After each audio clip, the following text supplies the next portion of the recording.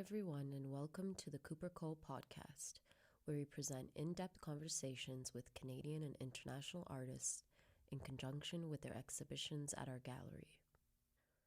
This episode features a conversation between Farhia Tato and the Munich-based artist Curtis Talwst Santiago. Born and raised in Edmonton, Alberta, Canada, Santiago has developed a multimedia practice to examine questions of memory, ancestry, and diasporic imagination. His works weave historical, familial, and speculative narratives together to question colonial frameworks and celebrate forgotten forms of knowledge.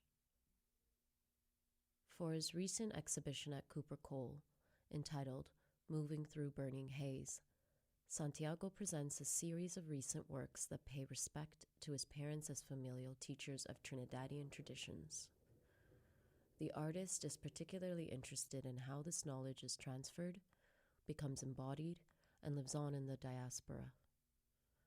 Through drawing, painting, and sculpture, Santiago reflects on the cultural practices as well as his own experiences of visiting Trinidad, while employing imagination to connect the migratory narrative dots. Moving Through Burning Haze depicts Trinidadian carnival, its celebratory practices, and related stories from a diasporic perspective.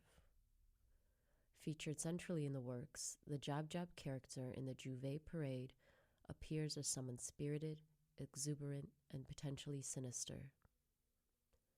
To reflect on the nuances of this character, Santiago has drawn dozens of portraits that mediate on Jab Jab's depth and multiplicity and how he is used as an instructional figure. In his larger paintings and sculptural works, Santiago explores Carnival's embodied dynamism and the collision of history, ritual, and myth. Santiago studied as an apprentice of Lawrence Paul Yaxue-Lupton and at the New York Studio School. He has completed several residencies including Black Rock, Senegal, Pioneer Works, Brooklyn, and at the University of Tennessee. Santiago has exhibited internationally at museums such as the Art Gallery of Alberta, the Drawing Center, the Flag Art Foundation, the New Museum in New York, the Eli and Edith Broad Museum of Michigan State University, the Institute of Contemporary Art at Virginia Commonwealth University, the University of Saskatchewan, the Perez Art Museum, Miami, Art Gallery of Ontario in Toronto, and the SCAD Museum of Art, Savannah, among others. The artist was included in the inaugural 2019 Toronto Biennial of Art, the Site Santa Fe Sightlines, 2018 Biennial, Casa Tomada in Santa Fe, New Mexico, and was featured in the 2018 Biennial de Dakar in Dakar, Senegal. Santiago lives and works in Munich, Germany. Thank you all for joining us, and welcome, Curtis. So, Curtis, as far as I remember, we met in our respective social circles plenty of times in Toronto, but I feel like we really connected when we both moved to New York and we were living there. I was just so grateful to have right. during those politically challenging years. I love how your current work maintains a political consciousness while weaving together spiritual affirmation and visual poetics in playful and seductive ways. You have so many things that belong to you: your Caribbean traditions, something coming from your Canadian upbringing, something indigenous to the area where you've been living. And I feel like this recent exhibition blends all of that to express yourself. And I see this wonderful kind of complexity growing. How did you first become aware of art forms such as drawing, painting, and sculpture? My brother, my eldest brother, Anthony, he was a true Renaissance person. He sang opera, he danced ballet, he acted in the theater, and he played soccer. He would draw with me, and he was the epitome to me of what an artist was. Like, I would see Prince, and then I would think of my brother as well, because his favorite artist was Prince. And so we would spend afternoons together looking through like the encyclopedias. We used to have these brown encyclopedias in our basement, and we'd go through the collection of them, and he would find look up certain artists named Rembrandt, the ones that would be in these kind of suburban basement encyclopedias. And he would then borrow books from the library, and while we would be drawing, I would always be frustrated because I couldn't capture the naturalistic nature of like Renaissance work and these other forms. So then he showed me Cy Twombly and Basquiat and de Kooning and other ways, and that's when I first got drawn into making image. But it took a long time before I felt like I could ever become a visual artist and that I was meant to be more of a musician. Because looking back at your early paintings, I find many now familiar features in your work already in place. Like, how did those early paintings come into beginning, and how do you see their relation to the work you've done more recently? They came out of necessity. I had recently, when I first like really started to dive into painting in my outside of like making work as a child with my brother or just playing with my brother, uh, Mhm. the, I moved to Vancouver and to record my first solo album. And in that fall winter, it rained for close to 30 straight days, and I had never had a seasonal depression or encountered anything like that. And my manager, who's now my studio manager, back then she was my music manager. She bought me a paint set and canvases and said, well, why don't you bring some color into your life? And at the time, I was looking at the Fauvists and Matisse and these people because I just wanted to make really colorful things and not really understanding the medium or really or having a traditional understanding of rendering the figure. It was just play in a way that there was no stakes because all the stakes are in and pressure was on recording this album. So I would record all day into the evening and then come home and just paint. And it was a relief. Like how now I come home and I play video games and I get lost in VR and these other worlds when I have time to myself. That's what early on painting was for me. It was just, I had no intention of ever selling anything or thinking, yeah, this is going to be in a gallery or blah, blah, blah. Like there was no understanding of that world in that sense. I knew of museums and that was kind of it. And this was like early 2000s or late early 2000s. Yeah. Yeah, and I wasn't born here. I was born in Burundi, but I was raised in Toronto. And from an early age, I often questioned the constructed nature of multiculturalism, mostly because of the social ordering of difference, which in most cases actually is just a social engineering of the culture by the government. And many people have Mhm. or have had to renegotiate and reinvent their culture because of migration. And that is like straight up the history of North America. But I find that Caribbean cultural theory, like Edouard Glissant, Sylvia Winters, Stuart Hall, Mhm. they kind of teach us how to evolve the way we talk. They can and they do teach us how to evolve the way we talk about our cities in Canada. How do you try to move away from these kind of engineered ideologies in your work? What are some of the themes that are driving your work currently? Well, currently, what's driving the work is more internal. Um, my need to be what I perceive as a good person, a mensch for Mm-hmm. my son, for my family, as I to like what is really important? Is it like grinding Kanye hours? Is that what's important? No. And doing whatever it takes to get the outcome desired from making work, from putting art into the market? No. What Mm-hmm. I find myself going listening to is like Florence Scovel Shin, and I have a life coach, and I have a therapist, and I'm diving into these things that are I feel are that will bring a real truth, a real connection of honesty and purity of spirit.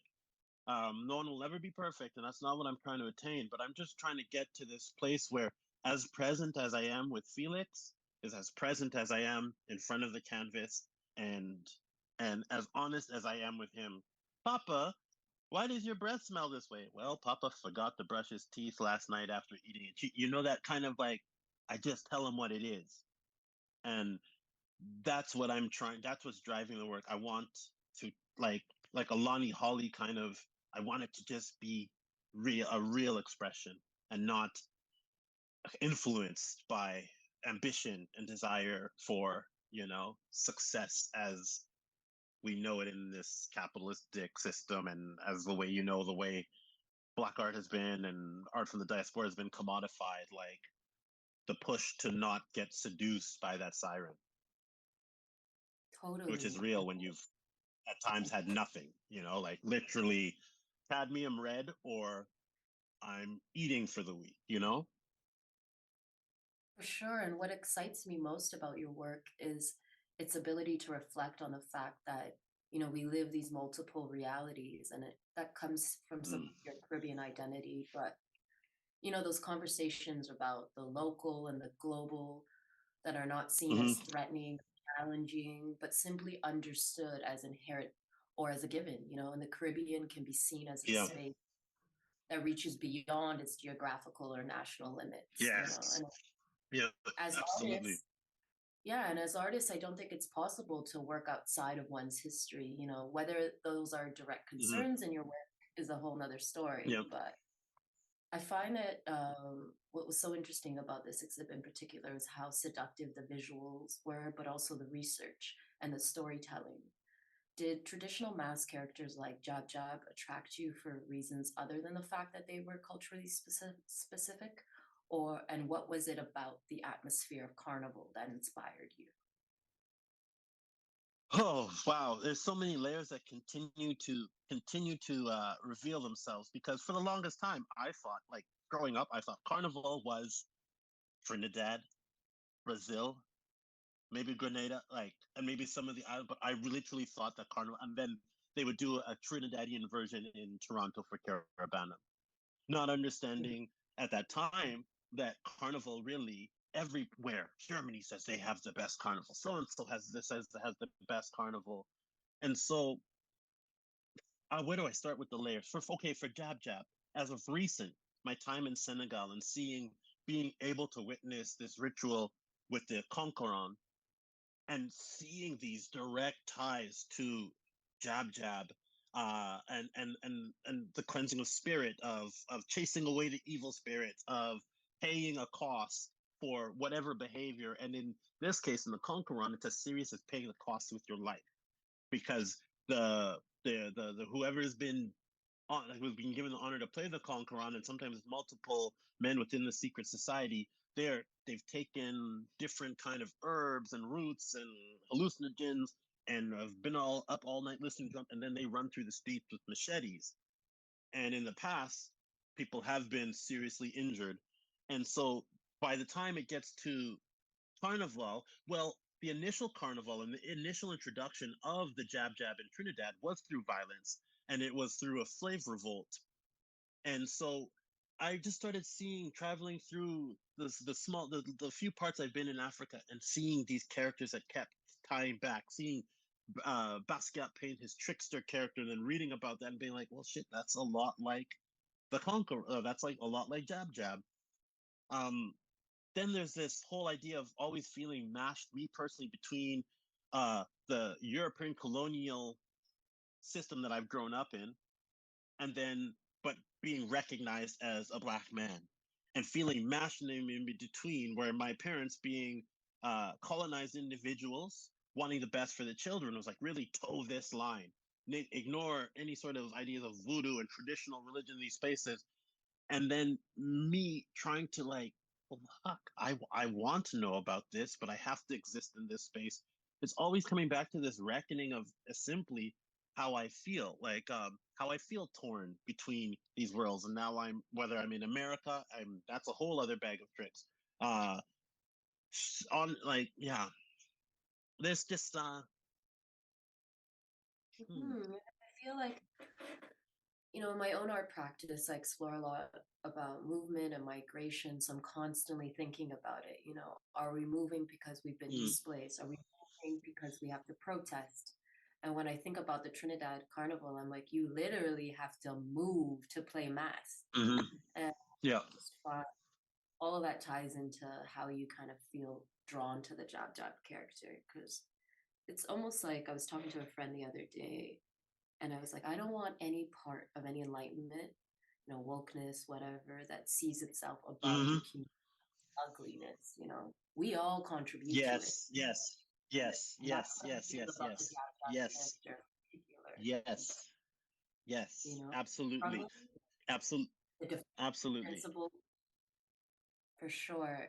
What excites you lately, anyways, about painting? Like, tell me a bit about how you spend your day and your studio routine. Like, what's your studio like, especially now being a father of a toddler? The studio, when I'm able to have routine, like get into my rhythm, I get to the studio and I have a coffee and I look at books. I start with reading. I've always been into Bob Thompson, but then recently got to see the show in New York at 52 Walker and really dive into that again. I'm always going back to this book that feels like a religious text is Faux Pas by Amy Silman, and always looking at things that just kind of give me the freedom, remind me of the freedom that I need to have to do what I want to do and the vision that I'm seeing from my work. There's always this technical aspect of like I get on YouTube and I'm like, okay, how do I really make my oil, the alchemy of paint? How do I make it do this and that? But the more I'm again more lately, I'm just trying to get in that flow state as they call it, like worrying less about what it needs to be or what I've been taught that this has to how it has to come together and just allowing myself like when I'm making dioramas, it is it just oozes out ideas, materials appear out of nowhere. I can look at any tiny thing and be like, oh yeah, yeah, and it just falls into place. The seduction with painting is that it's always a boxing match. It's always a boxing match for me. And I don't know if I will ever be that painter who can just come to the studio and whip out in a month. I've whipped out 15, 20 paintings. There's works like in the show in Toronto that started in 2017. And only now I feel good about it and it's consistently be worked on. I've realized that for me, my paintings have to be burnt like simmers like so slowly. The ideas have to come together over time. And I'm not trying to just I'm not painting for the market. I accept that now. Yeah, and I feel like when you do, there's kind of a resulting precarity there that also exists. There needs to be your studio needs to kind of be a space where you nurture your creativity, and you can kind of tell when an artist is forced to kind of pump out work. Like I Mhm. find, um, like what kind of artwork have you seen recently that's deeply resonated with you? You talked about that show that you The just saw. painting of Ambera, that the Bob Thompson work, of course. Um, the painting of Ambera Wellman. Um, Ambera because I had a chance to sit in the studio and see them at various works at various stages, and I said, "How many works do you think you can successfully accomplish in a year?" Like, even though it's a silly question, like, what's come to after all these years? What rhythm have you found? And she was like, 15 good paintings in a year. And that a light bulb went off because I was in this rhythm of painting something and it's immediately out the studio. Um, I Marcus Jamal. Um, what I've been really geeked about is the artists that I'm not hearing about that I love, that I'm not seeing anything about. That's what has me most curious. Is that I haven't seen certain names in a while and I know that they're just brewing. And I'm like how Frank Ocean takes his time and then when it arrives, it's right on time.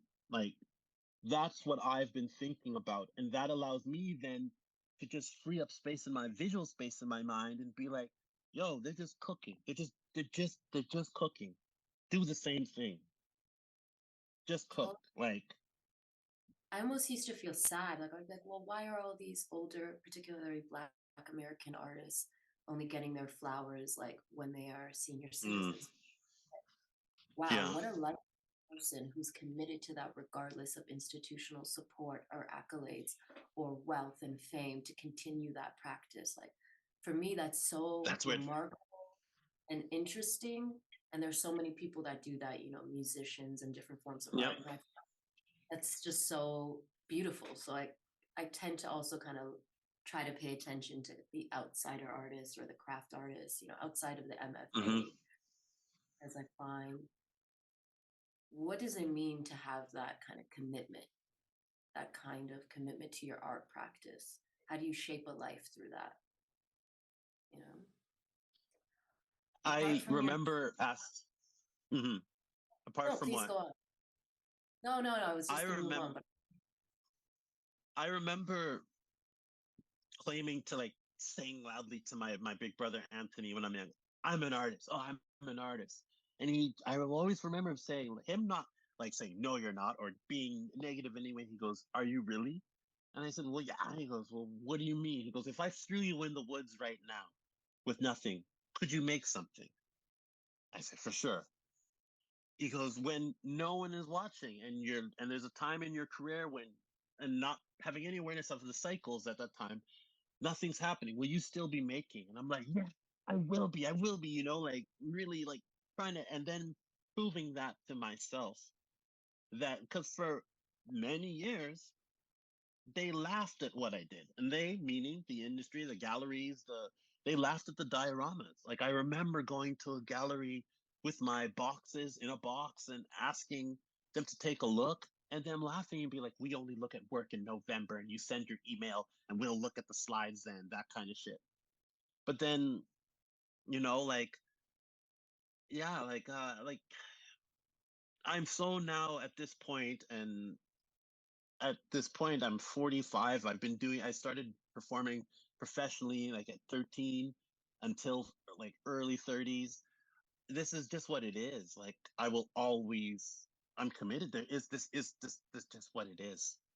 And I can't imagine any other way of I want to of living my life and being able to have a chance at being a kind and empathetic person. If I didn't do this, then I don't think those things would just come those feelings and those sentiments would come naturally.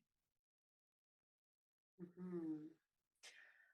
In what ways is duration an active quality in your work? Like, how does the passing of time or the fact of time having passed contribute to what you produce as an artist?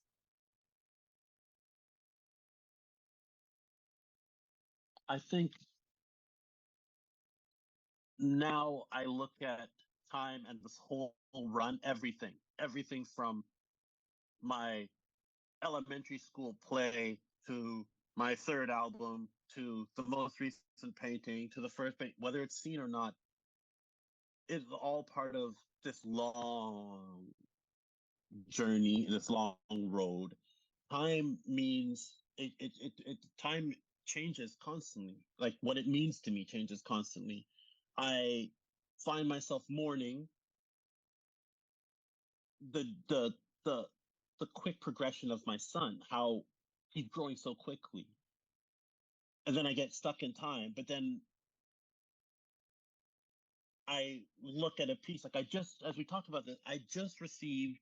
My studio manager came and took a whole bunch of shit out of storage that I just had sitting in storage, and we're talking jewelry boxes from the first time I started making jewelry boxes, 2014, and I had forgotten about them, and now they've arrived. They feel brand new, and all of these days and months and years that I've been practicing and doing things, now I can go back and finish this piece that I started in 2014 that I just thought was shit and saw no way through it and thought it was ruined. Now I look at it and I see it's full of possibility, and that is just time allowing me to accrue experience or slowing down or stopping or shooting so far forward past what is maybe actually happened in this dimension. Like, oh man, time is, It's so I've been listening some, go ahead.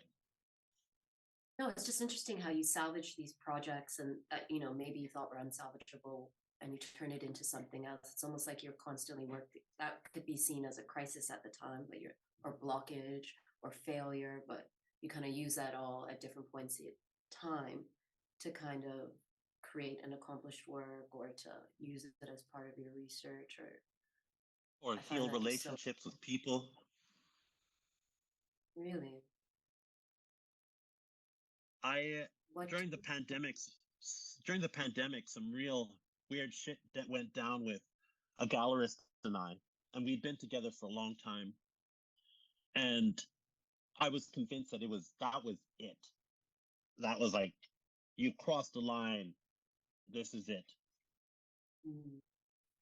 And my life coach was like, how, like, again, this work that I thought was ruined and I threw away, and then I opened it up years later to see there was a diamond.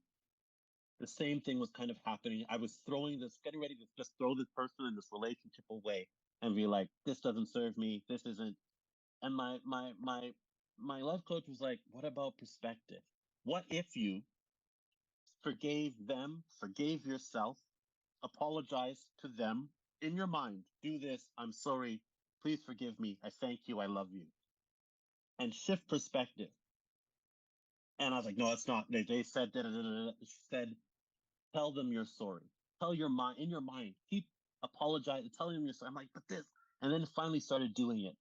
And when the time came around, pandemic shifted, and we were able to travel. The rules of the pandemic shifted, and I was able to go to New York and sit in front of this person and change the perspective in my mind of how I was viewing it. A flower grew that has been career shifting. We redefined our business relationship. We redefined our friendship. And I don't think it would have happened if I just didn't shift my perspective. What did I want? I want to be good again. I want to be in a good place with them. I feel good about seeing them, talking to them. So I have to do the work on this. And that was just a recent realization over the last year or so, and it shifted things completely. And so yeah. So time for me, I now try not to think of time. I think of the now, the moment, the now, the now, the now. I'm with Felix now. We are healthy now. We are all together as a family now. The work shit doesn't stress me, or it'll get done. The art stuff, my biggest things in life is like, in my mind, in my heart, is my family. How do I be a good man? How do I be a good partner? How do I be a good dad? How do I make this thing last? How do we beat the odds? How do I not worry that something will happen to them, that I will be taken away from me? How do I? So it's just got to be in the now. I think it comes across really clearly how interested you are in people and the things that they do, because it's an extension of yourself and your interest in that, in society, what people do in society. I just think it's all focused on how we're connected. I think with this exhibition, it comes across really clear, and it really resonated with me. I think seeing your work change over the years, it seems like what a gift to grow through an art practice. It inspired me to commit more to my art practice, because it's kind of doing the thing that a lot of us don't want to do, which is turn inwards, lean on, Yeah. try to get to what living authentically means, which isn't perfection, which isn't success necessarily, but it's like relation, you know. That's the only It's the also jab jab. It's the ugly. Hey, Bubba. What's going on, Bubs? What's that? That's soya sauce. Are you done eating? I need it. You need this? Yeah. Okay, so you take that to mommy, okay? Okay. Yeah. what was the difference of relocating your studio and moving to Germany and becoming a father? Like, how has being a father while living in Europe kind of changed your perspective on everything, but particularly how you create art, how you make art? It's broken me. It smashed me open, so I had to face myself because it was hard. It is hard. It is hard. It is it is hard. Yeah, Poons. Advice that you kind of garner from Is peers, or what's the best advice you've been given kind of as like from parents or people who have children or raise children, well-being, that The best. the best advice that I've been given is that when I look at him and I am fearful that he will um, womanize, he will, he, the, he is not a projection. The shit that I've suffered from either being it sexual trauma, all these things, they're not on him. And they're not destined to happen to him. They're not destined to be in him. And to not lead with fear, you know, not lead with fear. How hard was it to hand him over to caretakers when my caretaker did shit to me? How is it when he comes home and says, I don't like pizza? Do I not go like, I'm gonna do something? Hey, Baba, Papa just needs to finish this call, and then I come out and I play Lego, okay? This who calls me? I'm on a call with Farhia and the gallery, and we're doing a podcast. Yeah. Mama. He's negotiating with me now. No, I understand. He's like, okay, well, I know you're doing this. Then, okay, I see you in a little bit, okay? But yeah, the best advice, and then the cliche one, um, from my brother who became a single father at 23, and now he's 53, and his last child, 4 children, have graduated, lives with her boyfriend, is off to college. It's just, it's just fucking spend time with your family. Like, just spend all the time you can with your family because it just goes fast. The cliche, the days are long, the years are short, and it's just the truth. And it's because there was a time, like in the beginning of him being born, it was like, well, I got to go do this residency in Tennessee, and all the work I did in the residency is what you saw at that show. And so this was 5 months away from them. 1 month together, and then they were gone. So 4 months, really. No, in the end, 5 months away from them. The cost of that time, what that meant. It took me a year to get him to really come and cuddle me again. So while this exhibition has moved things forward in my career, the cost was it that for a 2.5-year-old, in the beginning of his life, I was gone for 5 months. I still feel the effects when I come home sometimes and he's like, oh, Papa, hi. And it's not, I thought fatherhood and parenthood was going to be like the constantly want to cuddle you and I would have someone who loves me unconditionally. But that's not what it is. And so, yeah, like, I'm sorry, I got a little, I got with the interrupts, I got a little distracted, but yeah. No, of course. And I think that it's very, as humans, we have to attach, we have to belong, we have to connect, I got what you're saying. Yeah, I remember now. Sorry. No worries. I had no connection. I was out here in fucking German land. It's not Berlin where there's black dads of Germany that one can connect to and a community, whether it's Yanya there and other people that I know in the peripheral there.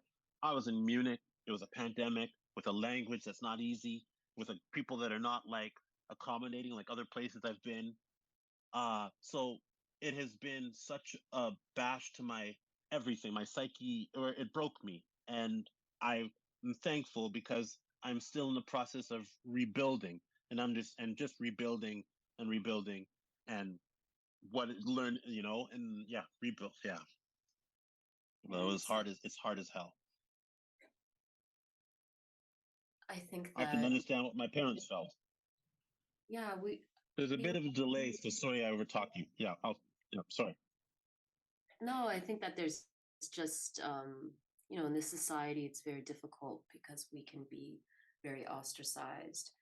And I think that as parents, we gather information as we go along, but the biggest part of that is to be honest.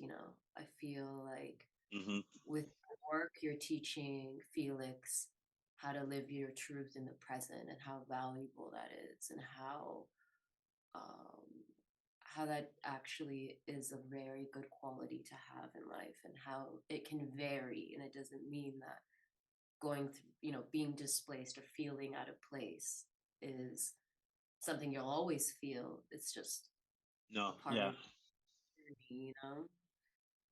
yep, Apart from absolutely. your apart from your solo exhibition, is there anything new or exciting in the pipeline that you'd like to tell us about, or Yeah, there's anything quite you're a kind of? few things. Yeah, I have a solo show in 2025 at the Orange County Museum. It's a new institution. It opened up last October. The curator is this woman, Courtney Finn, and she's really given me space to do things like uh, to make work that I was kind of nervous of making before, because nobody wants to be rejected on such a scale. But I know I have to take the risk for me to really feel like to have the potential of feeling like how I want to feel when on that day. And so there's this exhibition in 2025, an institutional show. And then this November, I'm participating in an art fair in Torino. It's one of the oldest art fairs in Italy, but it's curated by the director of the Kunstverein here, the section that I'll be in. And I'm leaning heavy, going like back into diorama mode, where I want to show 20, 25 dioramas, and showing some of them that I started, like ones I started in 2014. I'm just happy to have not, I feel so thankful to never have lost the love for making the original, for this original art form or medium that set it off for me, and not just quickly jumping ship and moving to, it's got to be bigger, it's got to be this, but sticking to it because they are special, and I recognize that now.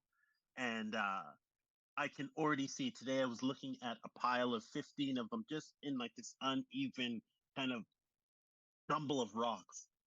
Um, and this sense of excitement and uh, like, I'm just like, yo, this is going to set it off. I know that these objects that have been thrown away and discarded and are going to push me now to another level. And so, yeah, it's this first half of the year. I'm kind of like a little bit in rest mode a little, because the first part of this year I had 3 solo exhibitions, one here in Munich, Art Brussels, where we received a prize, and and then Cooper Cole. And so right now I just need to make kind of freely, to like having the space to just fuck around. Sure, it seems like a lot of. I'm so excited to kind of see how these next few exhibitions roll out, especially seeing all the dioramas together. I find that was such a central part of how you kind of were introduced into the art world. And it'll be interesting to see how that's Hmm. tied to the work you're creating now.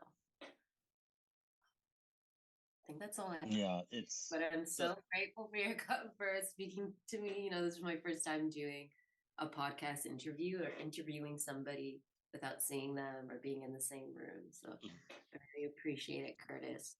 I hope you well, I'm were able to kind of. I'm I'm super. I'm like, it brought such a joy and a smile to my face to hear you say it now repeatedly, that your art form, your art practice, because I've been calling you an artist for so damn long. And I'm so happy and excited to see you embrace it, and however it takes form, whether it's your writing, whether it's your photography, whatever it is you do. I sincerely have nothing but uh, love and joy for you. And I think you're an incredible mind and thinker, and you're a true jab jab. Thank you so much, Curtis. I really do need the encouragement, but I think our conversation We around all do. fear, We all do. fear, living, Yeah. outside of that, practicing with that within you, but trying anyways. I think all of that contributes to what it means to live a life authentically, Yeah. and I think that means more to me than anything else these days. Thank you so much for Yeah. your time.